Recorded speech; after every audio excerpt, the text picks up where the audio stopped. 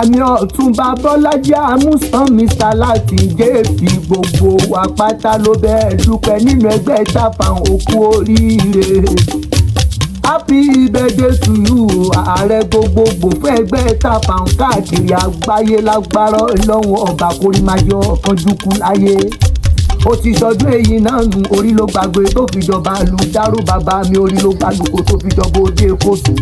Orí ló gbé lékèlékè tó fi jọba òde kẹfún orí ẹ ló bọ́ ṣe tó fi jọ ọdẹ ọlá tó wà láyé òní jábọ́ o. Ẹni bá ní òkú láṣáájú ẹ̀ kú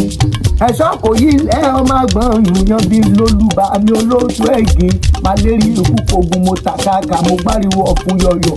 àjọrè kò yí ilé ẹ̀gbọ́n alákòótàbílẹ̀ ló kó bàbá yìí lójú ogun jọ́sí ogun pa wọ́n náà fi kàádọ́ta ẹ̀ǹdí súnlé ẹ̀ǹdí sóde ẹ̀ǹdí tòkù la rí mọ́ ló fi jákó òjẹ làwọn fọmọ akúbẹ̀yẹ mú jẹ́ kiri ọmọ egun balẹ̀ wọn àmọ́ òjòrí ọmọ àkàlà balẹ̀ wọn àjẹ̀dọ̀ tẹ́ntẹ́rẹ́ ò tètè dé ó bá ló mú fàkọ̀dé jẹ́lé bàbá kó bí ọlọ́mọ ọmọ gbẹ̀yìn sídìí mẹ́sì lẹ́yìn ọrùn gbágbá ẹ̀sùn oníkẹ́ yìí fẹ́ jẹ́kó kò lè jẹ́kó agbọ́n mi ṣẹ́kẹ́ ọmọ agbọ̀n sí àrùn ọ̀tẹ̀ ogun báyìí nígbó ẹ̀dọ́lúgbó ogun báyìí lọ́dọ̀ ẹ̀dẹ́rù ọ̀dàn ogun báyìí lórí lóko ọba dolú ògì ọ̀pọ̀ bàbá rẹ̀ bá dojú ogun ọwájú bàbá rẹ̀ fi gbọ̀fà kò sí òní kò yí fífẹ́yìn gbọ̀fà ilé bàbá tó bí ọlọ́mọ ó ti sọdún èyí náà tagbára lọ́wọ́ ọ̀gbà forímọ́jọ́ ọ̀kanjúkú láyé wàá gbó bí olú gbogbo tí gbó láyé wàá gbó bí olú gbogbo tìrìgbò wàá gbó bí àwọn àgbàkan